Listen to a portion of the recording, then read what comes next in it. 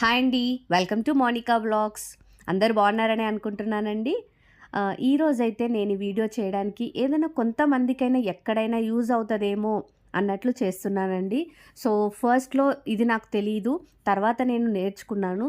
So అనిపించింది ఎవరికైనా తెలియని వాళ్ళకి ఇది యూజ్ అవుతుందని, చేస్తే బాగుంటుంది కదా వీడియో అని చెప్పేసి నేను ఇది చేస్తున్నాను.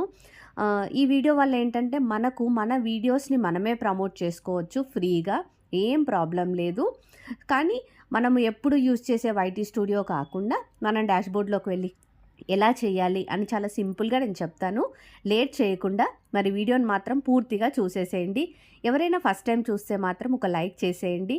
అలాగే చూసిన వాళ్ళు తప్పకుండా సబ్స్క్రైబ్ చేసేయండి, నా ఛానల్కి కొంచెం సపోర్ట్గా ఉంటుంది.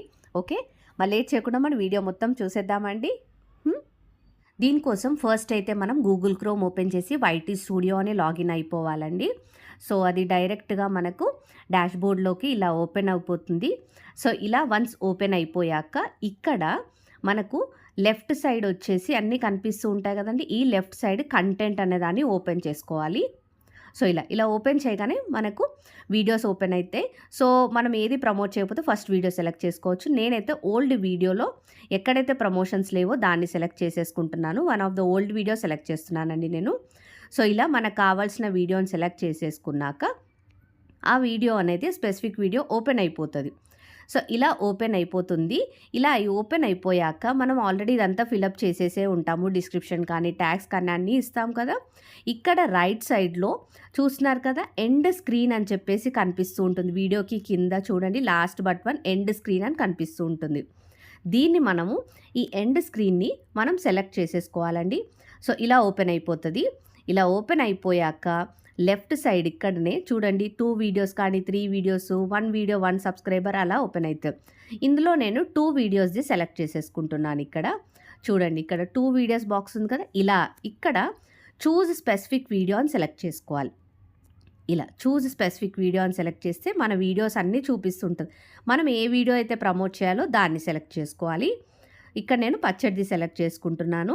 సో ఇది సెలెక్ట్ చేసేసుకుంటున్నాను. ఇది ఆటోమేటిక్గా మనకి దీని థంబ్నెయిల్ అనేది కనిపిస్తుంటుంది, చూస్తున్నారు కదా ఇలా. అండ్ నెక్స్ట్ సెకండ్ వీడియో కూడా అలాగే చూస్ స్పెసిఫిక్ వీడియో అని చెప్పి సెలెక్ట్ చేసుకొని వన్ ఆఫ్ ద వీడియోని మనం సెలెక్ట్ చేసుకోవాలి.